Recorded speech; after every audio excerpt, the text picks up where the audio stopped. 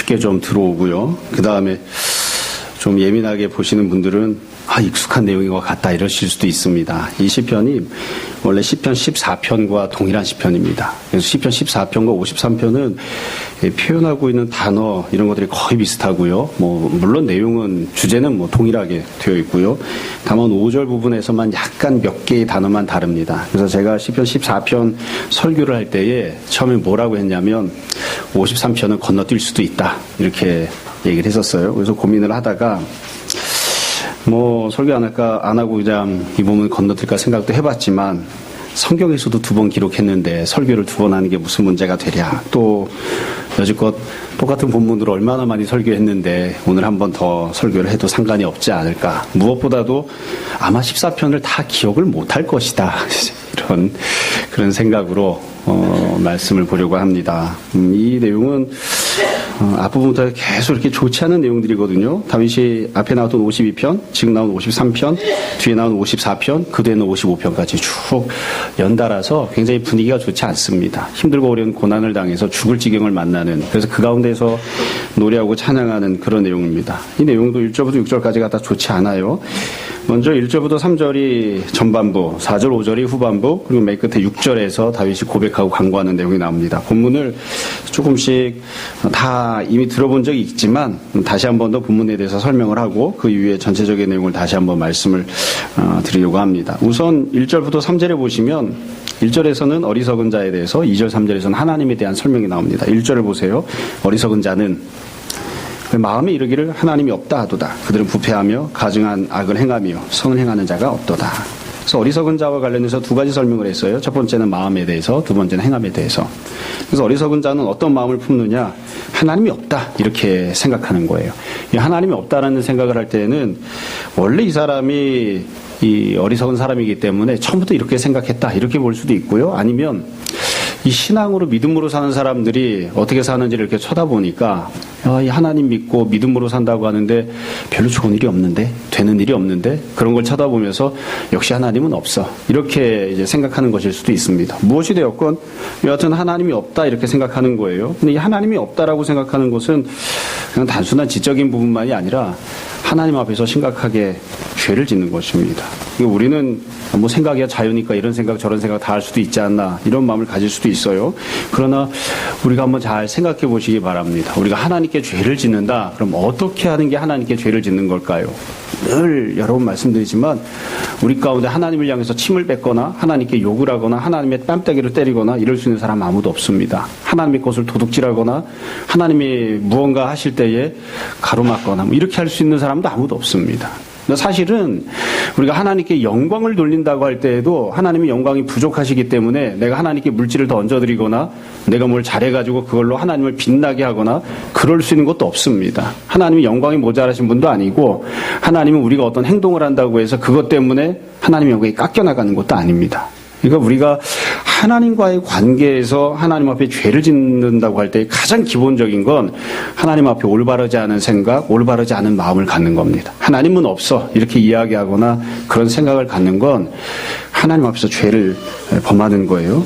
뿐만 아니라 이 어리석은 사람은 행동에 대해서도 설명을 하는데 부패하고 가증한 악을 행하며 선을 행하는 자가 없다. 그러니까 행동하는 데 있어서도 죄를 짓는 그런 모습이죠. 자, 그럼 이 어리석은 자들이 이렇게 존재하는데 하나님은 어떠하시냐? 2절에 보면 하나님은 하늘에 계세요. 그래서 인생을 굽어 살피사 지각에 있는 자, 하나님을 찾는 자가 있는가 보려 하신 자. 그러니까 하나님이 계십니다. 그러니까 어리석은 사람들은 하나님이 없다 이렇게 생각하고 그렇게 행동을 하지만 그런 실제 현실은 어떠하냐면 하나님은 분명히 존재하신다. 계신다. 그것도 영광 가운데 계신다. 그리고 하나님께서 살펴보시는 거예요. 첫 번째로 지각이 있는 자, 두 번째로 하나님을 찾는 자, 이런 사람들이 있는가. 앞에 나온 표현으로 이야기하면 어리석지 않은 자, 지혜 있는 자가 있는가 하나님이 찾아보시는 거예요. 찾아보니까 이 3절에 보면 각기 물러가 함께 더러운 자가 되고 선을 행하는 자 없으니 한 사람도 없도다. 그러니까 온 세상 천지에 어리석지 않은 사람, 지혜 있는 사람, 또 하나님이 있다고 생각하고 하나님 앞에 합당하게 행동하는 사람, 하나님을 찾는 자가 한 사람도 없다. 이렇게 고백을 하고 설명을 합니다. 처음에는 어리석은 자 단수로 출발했다가 그 다음에는 모든 사람들이 다 이와 같이 어리석은 존재다. 이렇게 설명을 하고 있어요. 사실 우리가 다른 부분도 다 마찬가지인데요. 불신앙적인 행동을 하거나 불신앙적인 생각을 할 때는 거긴 다 이유가 있습니다. 세상 많은 사람들이 예수를 믿지 않을 때에는 믿지 않을 만한 그런 타당한 이유들이 있기 때문이에요. 늘 말씀드리죠. 우리는 예수님이 살아계시다 믿고 사람이 영적인 존재라고 믿습니다. 그러나 우리보다 머리가 좋고 경험이 많고 이것저것 잘 알고 있는 사람들 중 태반은 사람은 영혼이 없다고 생각해요. 영적인 존재가 아니라고 생각해요. 물질적인 존재라고 생각합니다. 왜 그러면 그 사람들은 사람이 영적인 존재가 아니고 물질적인 존재라고만 생각할까요? 영혼이 안 보이기 때문입니다. 영혼이 안 보이기 때문이에요. 사진을 찍어도 영혼은 나오지 않아요. 영혼이 어떤 느낌을 갖고 있는지, 내 영혼의 상태가 어떤지 아는 사람 아무도 없어요. 우리가 영혼이 거듭났다고 하지만 내 영혼이 거듭났다고 하는 것에 대해서 내가 직접적으로 오감을 통해서 느낄 수 있는 사람은 아무도 없어요. 그러니까 예수님을 안 믿을 이유가 사실은 믿을 만한 이유보다 훨씬 더 많아요. 여러분, 죄를 짓고 악하게 행동하는 사람들에게 넌 왜 그렇게 했느냐? 그러면 난 죄가 좋아서 이렇게 생각하고 이야기하는 사람 거의 없습니다. 그게 나한테 도움이 된다고 생각하기 때문에, 그럴 수밖에 없는 이유가 있기 때문에, 그래서 다들 그렇게 행동을 하는 거예요. 대학생들이 취업이 잘 안 되면, 청년들이 취업이 안 되면 많이 빠지는 게 피라미드 다단계죠. 피라미드에 빠지는 아이들을 가만히 보면 다 이유가 있어요. 여러분, 아무리 똑똑한 애들도 피라미드 교육하는 데 가서 1박 2일만 듣고 앉아있으면 피라미드에다가 돈을 집어넣지 않으면 내가 손해를 볼 것 같은 그런 착각에 빠집니다. 그리고 나서는 계속해서 뭔가를 하죠. 그러니까 거기에는 다 이유가 있어요. 그래서 사람들이, 죄인들이 죄를 범할 때에 이게 참 강한 전염력이 있고 논리성이 있고 타당한 이유들이 있어서 하나님은 역시 없어. 죄를 짓고 살아도 돼. 그렇게 이제 생각하고 행동하는 그런 모습인 거죠. 근데 이게 문제는 하나님이 분명히 계시고 하나님께서 이 모든 것을 살펴보고 계시다는 것에 이제 문제가 있는 거죠. 뒷부분입니다. 4절부터 5절이 후반부인데요. 똑같은 내용이 두 번 반복돼요. 4절을 보세요. 죄악을 행하는 자들은 이렇게 나옵니다. 그러니까 처음에 1절에서는 어리석은 자는 이렇게 나왔죠. 그러니까 지금 두 번째로 이야기하는 건 죄악을 행하는 자들이 똑같은 내용입니다. 어리석은 자, 죄악을 행하는 자. 이 죄악을 행하는 자들과 관련해서도 두 가지를 이야기를 합니다. 첫 번째는 무지하냐. 무지하지 않다, 이거. 죄악을 행하는 사람들이 과연 하나님에 대해서 전혀 모르느냐? 아니다, 알고 있다. 죄악을 행하는 사람들이 과연 양심이 없느냐? 아니다, 양심이 있다. 무지하냐? 무지하지 않다, 무지하지 않다. 뿐만 아니라 죄악을 행하는 자들의 행동에 대해서도 설명을 합니다. 4절 두 번째 줄에 보시면 그들이 떡 먹듯이 내 백성을 먹으면서 하나님을 부르지 아니하는도다. 이렇게 설명을 하고 있습니다. 이 죄악을 행하는 사람들과 관련된 내용인데 이 부분은 하도 여러 번 이야기를 해서 우리가 어쩌면 질릴지도 모르겠습니다. 근데 이게 정말 중요한 부분이죠. 사람이 삶을 살아가면서 하나님이 안 계시다 이렇게 생각하면 어떤 결과가 나타나는가? 만약에 어리석은 것이 그냥 어리석음으로만 끝난다면 무슨 문제가 있겠습니까?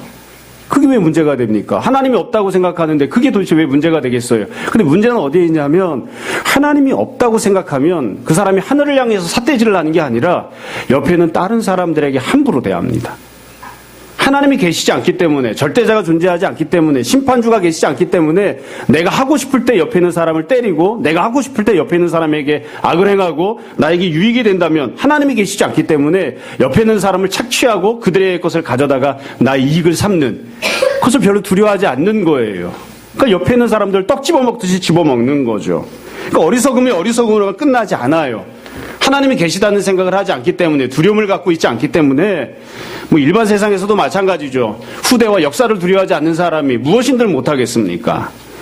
그러니까 하나님이 계시지 않다고 생각하기 때문에 하나님 백성들에게 환난을 가하고 핍박을 가하고 고난을 가하고 그리고서는 그들을 떡 집어먹듯이 집어먹는 그런 행동을 하는 거예요. 늘 말씀드리잖아요. 늘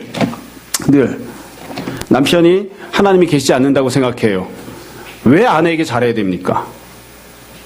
남편이 하나님이 계시지 않는다고 생각해요. 아버지가 하나님이 계시지 않는다고 생각해요. 내 새끼 내가 패는데 니네가 무슨 상관이냐, 그런 마음을 갖겠죠. 그러니까 이게 단순하게 지적인 부분에 있어서, 생각에 있어서 불신앙적인 생각을 갖는 것으로 끝나는 게 아니라 그것이 옆에 있는 사람에게, 이웃과 관련되는 행동에 있어서 문제들을 일으킵니다. 그러니까 신앙은, 하나님에 대한 지식은 단순히 지적인 부분으로 끝나는 게 아니라 삶의 모든 부분에 영향을 끼치는 거죠. 불신앙은 모든 부분들에 영향을 끼칩니다. 이 부분과 관련해서 두 가지 중요한 점을 말씀드리려고 합니다. 이 시편의 전체적인 주제죠. 첫 번째 주제입니다. 본문에서는 어리석은 자와 관련된, 또 죄악을 행하는 자와 관련된 내용을 쭉 이야기를 했는데, 이건 단순한 시가 아닙니다. 여러분, 하나님 보시기에 이렇게 의로운 사람이 한 명도 없다, 이걸 뒤집어 말하면 이 시를 다윗이 쓰고 있잖아요. 다윗 주변에는 의로운 사람이 한 명도 없는 겁니다. 무슨 뜻입니까? 다윗 주변에는 다 다윗을 잡아주기려고 하는 사람들밖에 없었어요. 다윗이 눈을 뜨고 숨을 쉬기 시작하면 그때부터 다윗의 삶의 모든 환경은 고난밖에 없는 거예요. 이 사람도 나를 죽이려고 하고 저 사람도 나를 죽이려고 하고, 그리고 그들은 그것이 타당하다고 생각해요.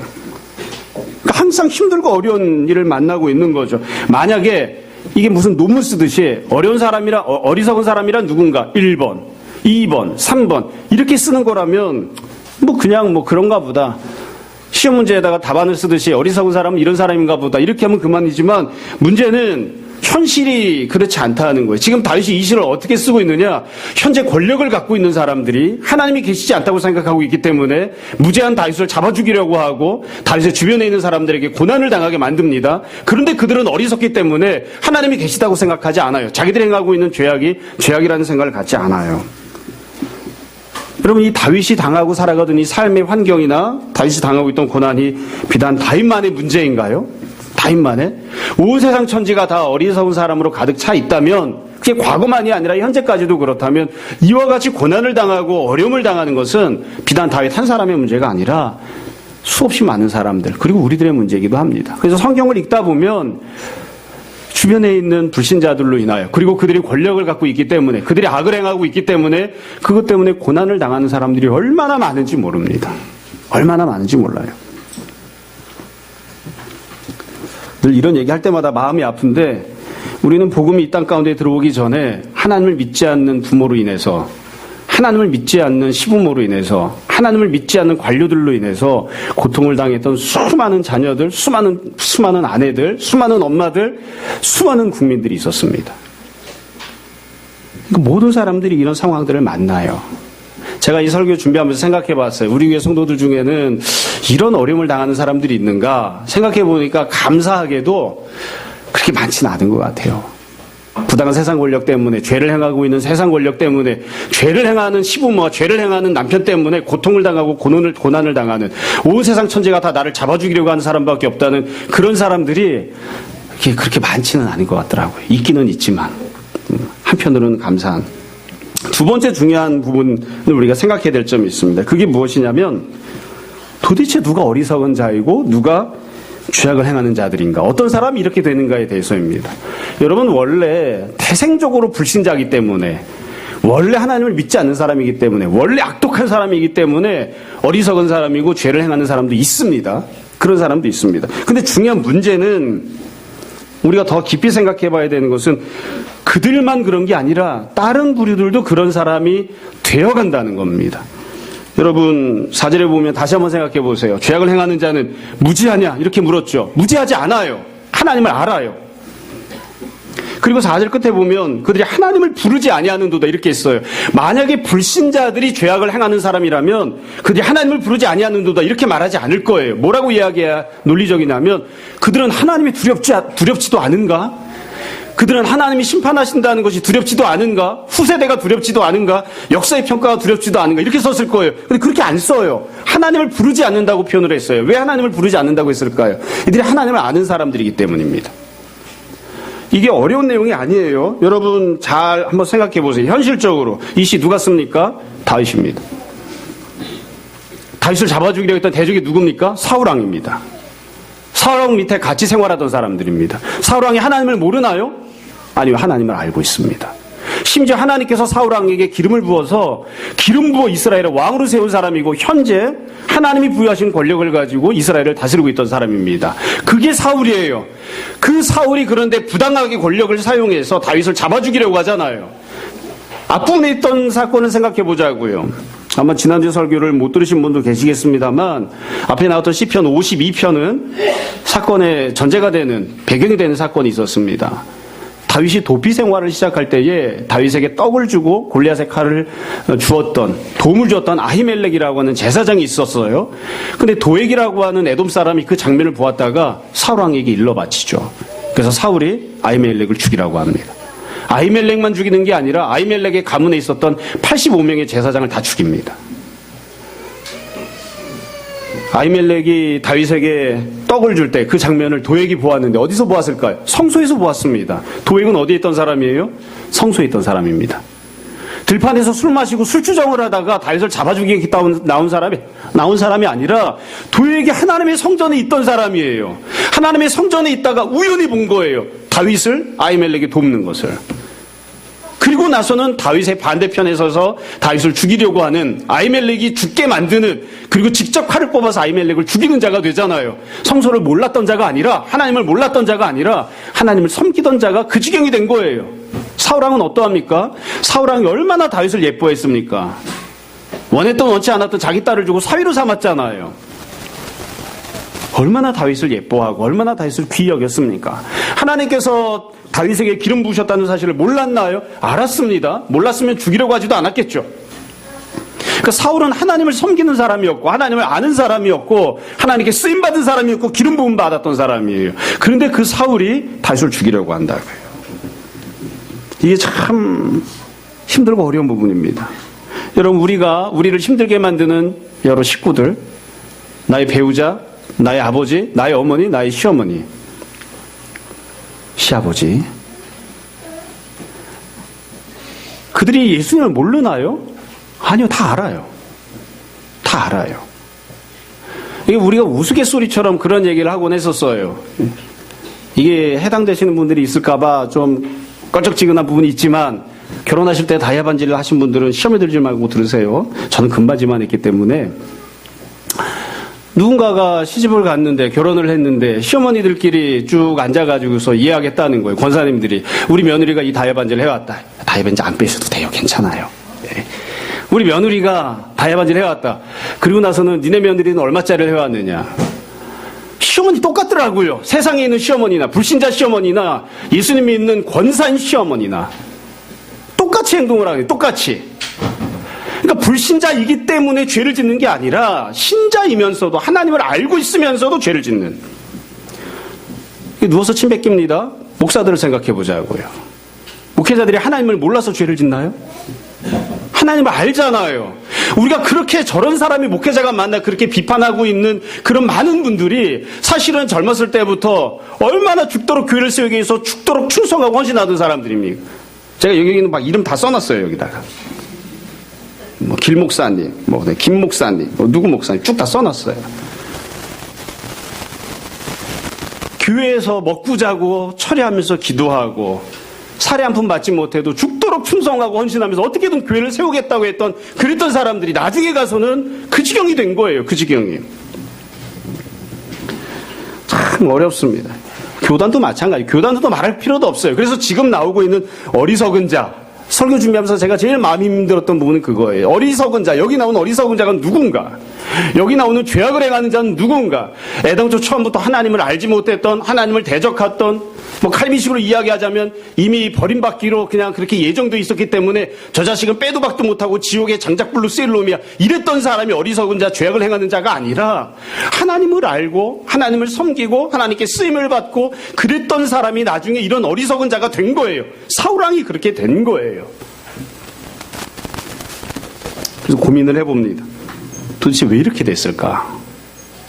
어쩌다 사울왕과 다윗이 이렇게 되었을까? 둘 다 하나님께서 기름 부어 세우셨는데 어쩌다가 사울왕은 저 지경이 되었을까? 왜 그렇게 된 것일까요? 왜 그런 마음을 갖게 되었을까?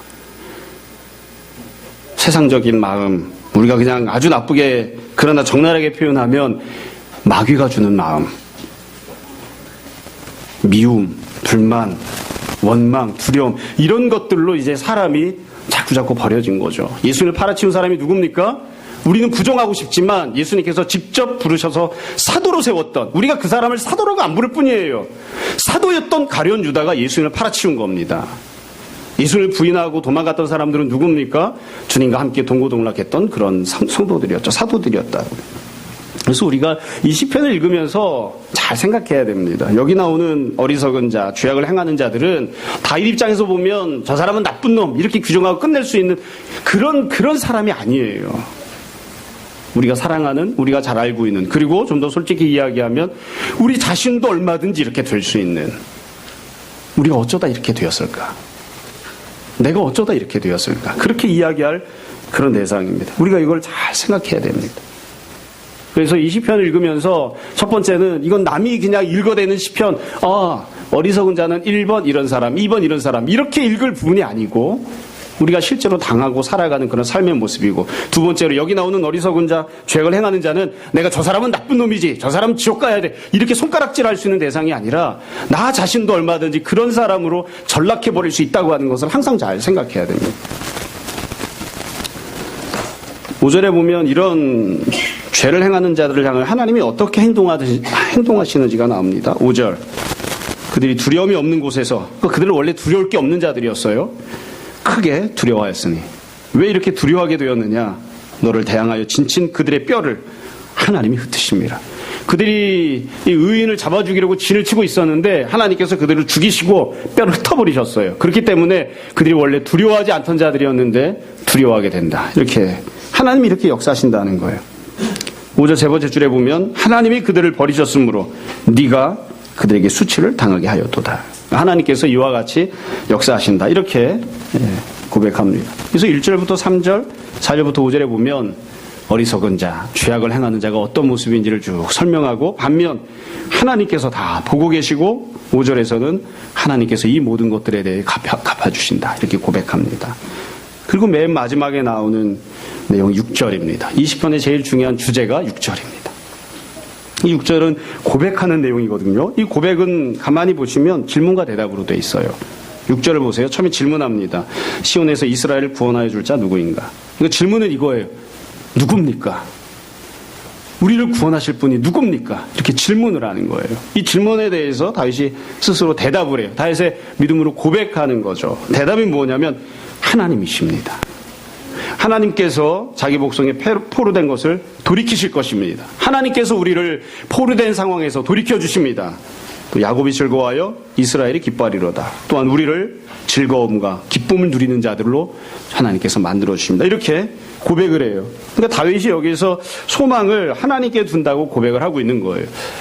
우리가 이 시편을 읽을 때는 우리가 굉장히 편안하고 안락한 상황에서 시편을 읽기 때문에 그냥 그렇지 이렇게 읽을 수도 있어요. 근데 제가 곰곰이 생각을 해봤습니다. 여러분 5절까지는 상황에 대해서 쭉 설명을 했고 6절에서 믿음의 고백을 했는데 5절과 6절 사이에는 얼마만큼의 시간 간격이 있을까요? 여러분 우리 스스로 한번 생각해 보자고요. 우리는 다 신앙인이면 누구나 다 자동 판매기처럼 고난이라고 하는 동전을 탁 집어넣으면 기도라고 하는 그런 물건이 탁 하고 나오나요? 고난을 당했을 때 곧장 무릎 꿇고 기도하고 간구하고 은혜를 구하게 되는 사람, 그런 사람들이 몇이나 됩니까? 사실은 다 이것저것 방법을 찾아서 이것저것 다 떠돌아다녀요. 처음부터 하나님만이 소망이십니다. 이렇게 이야기하는 사람이 별로 없어요. 저는 이 5절을 읽고 나서 6절로 넘어가는데 다윗에게는 이 5절에서 6절까지 지나갈 때 도대체 어떤 과정이 있었을까? 어떤 시간이 있었을까? 지난번에 고난을 당했을 때 하나님 나에게 은혜를 베풀어 주셨다. 그걸 강력하게 경험한 사람도 고난을 만났을 때 기도하는 곳으로 나아가는 게 자동적으로 되지 않더라고요. 다윗이 이런저런 방법을 안 찾아봤을까요? 아마 찾아보는 과정이 있었겠죠. 불평하는 마음이 없었을까요? 아마 죽이고 싶은 마음이 드는 그런 과정들을 거쳤겠죠. 왜 그런 과정이 없었겠어요? 당연히 있었겠죠. 그러나 다윗이 이런저런 중간에 불신앙적인 혹은 자기중심적인 내가 믿고 사울이 믿고 이런 여러 가지 과정들을 거쳤을 수도 있지만 이 모든 과정들을 거치고 나서 결국에 다윗이 하나님 앞에 고백하는 그 해답은 이 6절입니다. 하나님께서 우리의 구원자가 되십니다. 하나님께 소망을 둡니다. 이렇게 고백하는 거예요. 그리고 나서 제가 곰곰이 생각을 해봤어요. 이렇게 이야기했던 것이 과연 나의 경험을 중심으로 추론한 건 아닐까. 그래서 가만히 생각해 보니까 참 놀랍게도 다윗은 자기를 그렇게 잡아 죽이려고 했던 사울 왕에게 함부로 대한 적이 없더라고요. 참 굉장히 이 부분을 생각하면서 힘들었습니다. 사울이 다윗을 죽이려고 했죠. 못되게 굴었잖아요. 그때 성경에, 물론 성경이 모든 걸 기록한 건 아닐 수도 있습니다. 다윗이 사울을 향해서 야, 이 개새끼야! 이런 적이 있나요? 야, 이 죽여 마땅한 자식아! 이렇게 한 적이 있나요? 없어요. 없어요.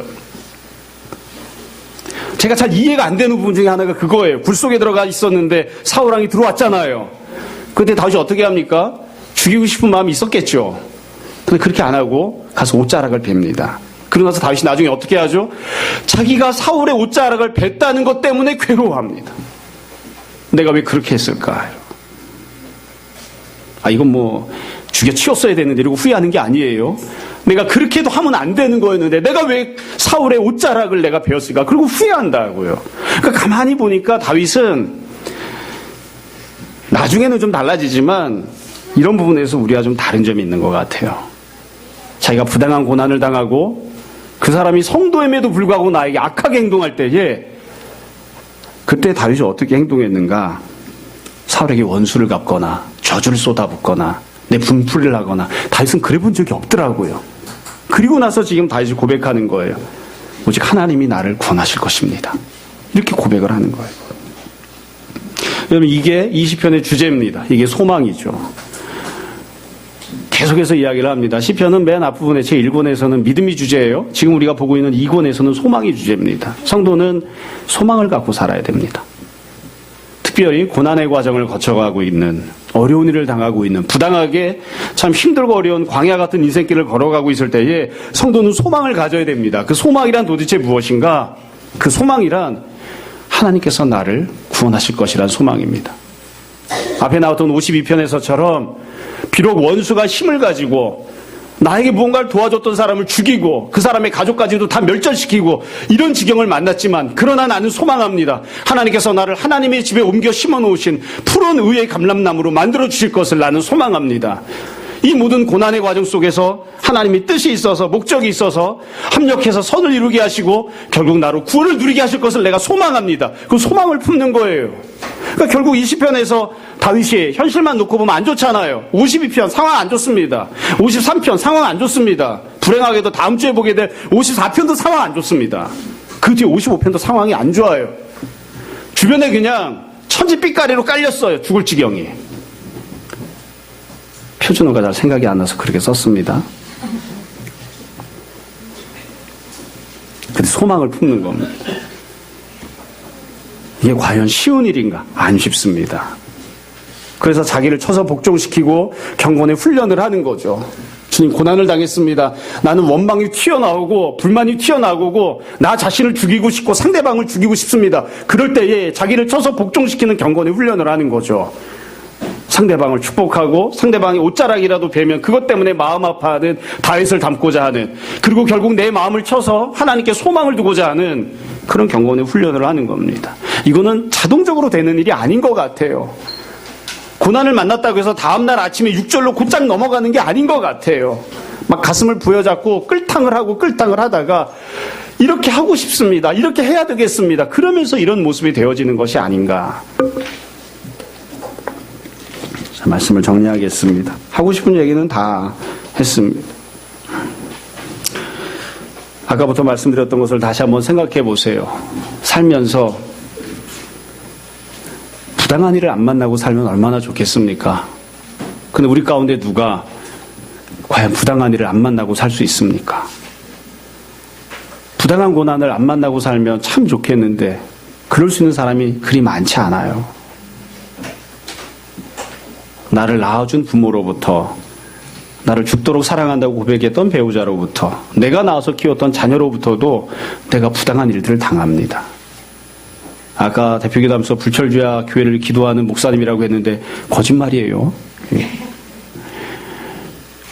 함께 신앙생활하는 목회자로부터, 성도로부터도 부당한 일을 당합니다. 그게 우리가 살면서 당하는 삶의 모습입니다. 여러분, 그럴 때 우리는 어떻게 하는가? 또 어떻게 해야 되는가?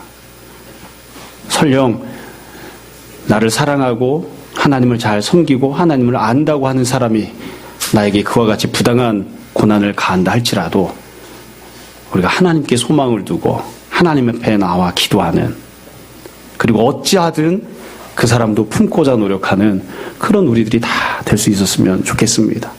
다른 모든 것들도 마찬가지지만 이건 그저 인간적으로 결심하거나 결단하는 것만으로는 다 이루어지지가 않죠. 주님, 연약한 우리의 심령을 붙들어 주셔서 성령님께서 은혜를 베풀어 주셔서 우리 마음을 바꾸어 주셔서 우리가 어리석은 자, 죄악을 행하는 자 되지 말게 하시고, 나도 그들과 함께 치우치지 말게 하시고, 나는 주님을 닮은 자, 다윗을 닮은 자, 하나님께 소망을 두는 자, 주님 집에 심겨진 푸른 의의 감람나무 같은 자 되게 해주십시오. 우리가 그렇게 기도하고 은혜를 구했으면 합니다. 모쪼록 삶을 살아갈 때에 혹시 어려운 일을 당하면 다윗을 생각하시고 주님을 생각하시고, 그리고 하나님께서 인정하시고 기쁘게 여기시는 그런 귀한 아름다운 제자들 우리들이 다 되었으면 좋겠습니다. 그런 은혜가 우리 모두에게 풍성히 임하기를 주님 이름으로 축원합니다. 잠시 기도하겠습니다. 오늘 말씀